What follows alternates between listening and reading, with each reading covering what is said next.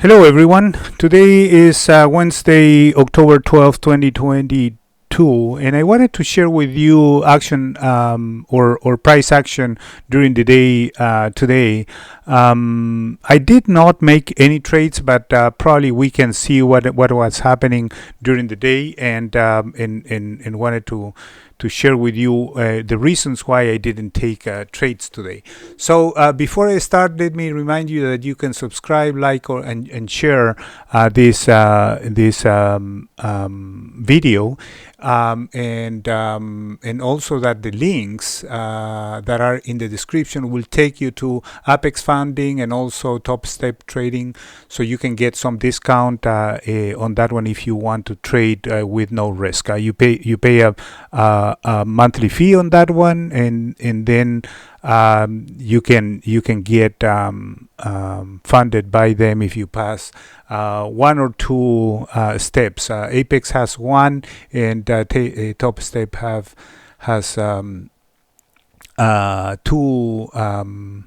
two steps that you have to pass. Okay, so also you have a Discord link, so you can join the group for discussion. There are some also some indicators there that I shared with the team, and then also my blog. So the link is also in theirs if you want to check additional information about the market. Now, I'm not a financial advisor, so make sure to trade at your own risk. The only thing that I do here is to share my strategy and my trades when I make trades. And today was kind of an exceptional day. I didn't want to just go out without a video, just because I think that it was a kind of a learning process for a day where you shouldn't be trading. Remember that futures have huge potential gains, but also it could be expose you to a lot of risk. So make sure to be careful on what you trade, and make sure that you learn and know the ins and out of trading. And this strategy with Renko has been proven very good for me, so that's why I try to share it. There's no charge for anything of this. So let's start checking the ES. ES, as you see, overnight was a little bit. I have a downtrend. Let me move this one here. I have a downtrend bias in ES, and so for me to go long, it really needs to move away and above this trend line here. So this trend line, let's look at it, comes from this high here, connected that one into this one, and then there, and then came back down. So I was expecting after this big move, the next the last 2 days, that it was going to be in the range. It's also in the support right here. So that is exactly what it did. And regardless, there was the Fed minutes were published today at 2, and then it didn't create that much of a reaction. So we were actually in a range state, moving around the 3,600 area. $3,600 area on the ES. Anyways, that is the 30 minutes chart, the anchor chart that I use for all the futures I trade. Okay, so what happened overnight? You can see it here. You do have there's no synchronization in between the two of them. You have in the overnight, you have a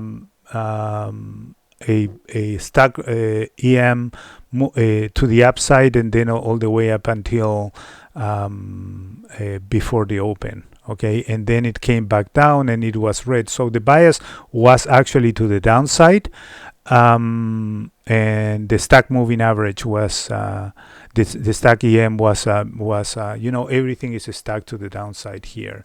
So the whole day was red. Now this one here, it was gray and red and green, and so it was kind of a mix.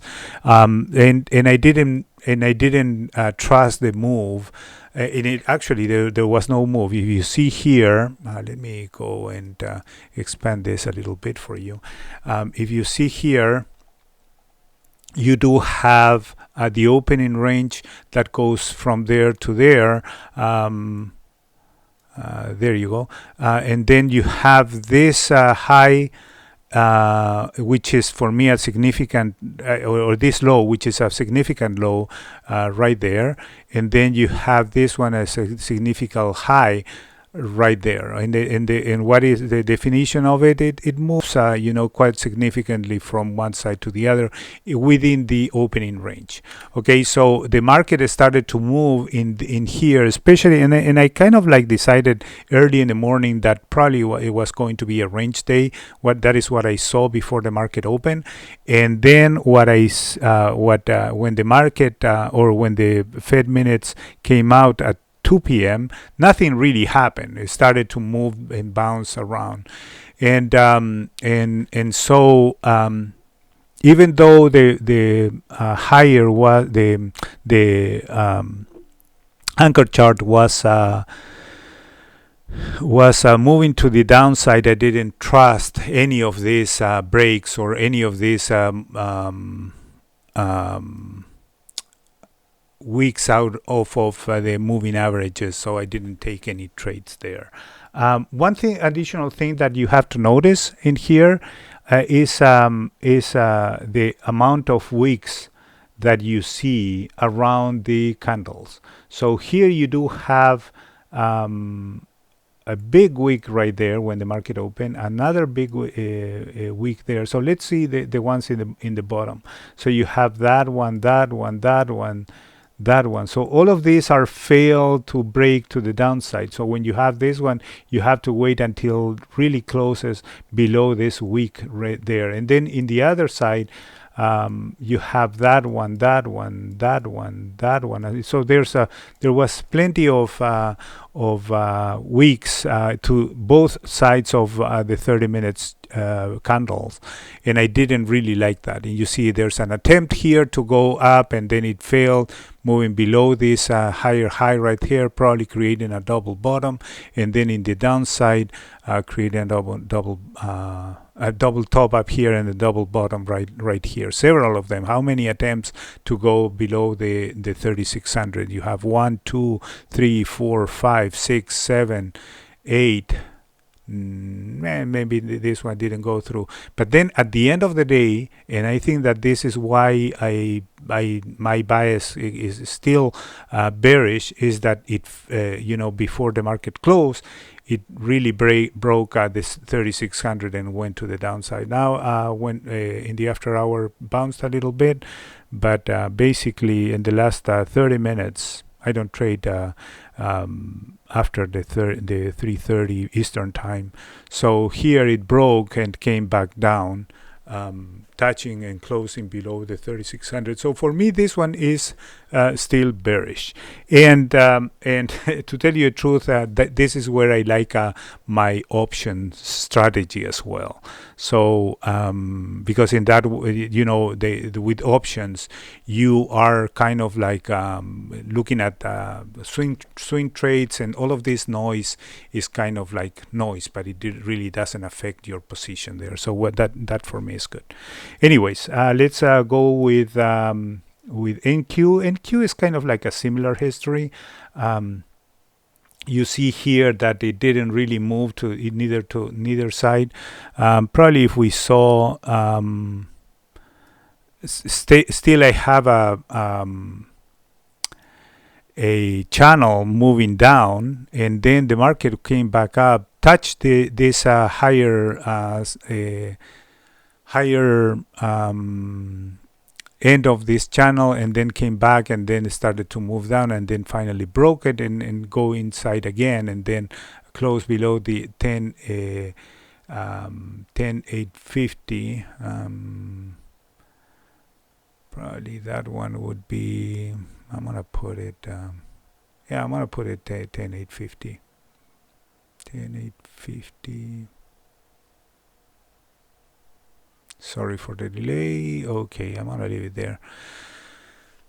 So it was kind of bouncing, kind of the same thing as the ES did. So Nasdaq was, also very, very choppy. I didn't want to take any trades in these conditions either.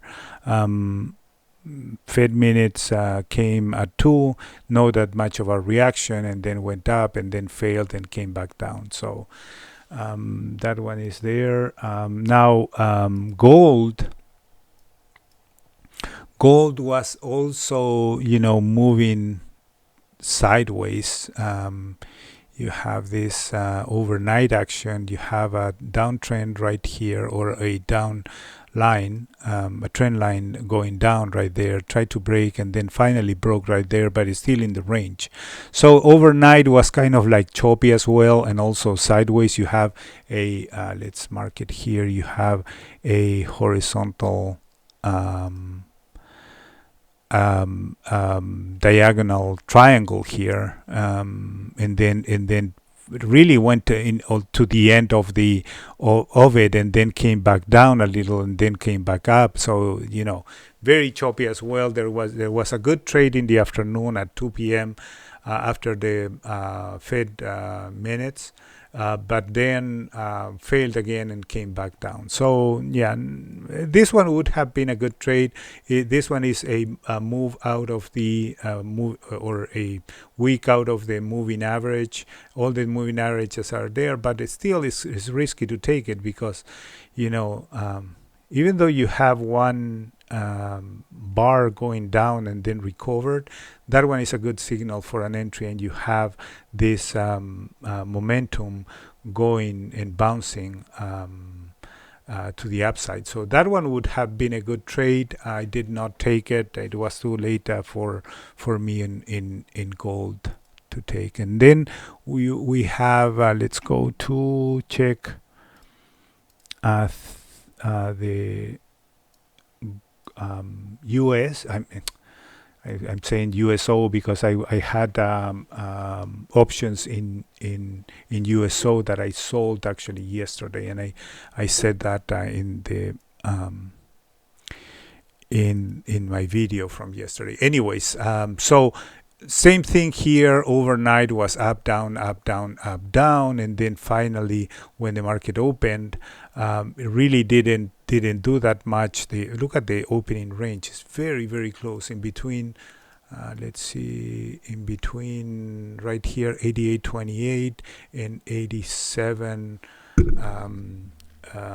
87.74. Now the thing in here, it was losing right there the previous low, so continued moving to the downside, then made a range move right there in compression, and then broke out of compression. There's a nice wick out of the moving average right there that you would, if you took it, then you made some good money. I was kind of a little bit frustrated today because this here is also very risky to consider for me. It's after it's at 11:40, and then I normally try to take a break in between 11:30 and 1:30. So, but this one was a good trade right there. This one was, this breakout of the range on the opening range was also a good trade. So you have a two legs in here. So this one here, then consolidation, and then this break right there, and then it started to move sideways and it started to recover. There's a green stack, Renko stack right there, and if you see the alerts on this one are kind of clear. On the 30 minutes, I had this one marked, but it broke when the market opened right there. In the first 30 minutes of crude open, and then came back down. So the stack the stack EM on the 30 minutes was also red, pointing out moving to the downside. I missed all of this move. You see that there's no clean move there either. So yeah, I did not take any trades. Okay, so this is what it is for today. No trades on Wednesday. Let's see tomorrow. I would expect that tomorrow the moves are going to be a little bit more directional, and that is where I feel more comfortable doing trades. Thank you so much for watching.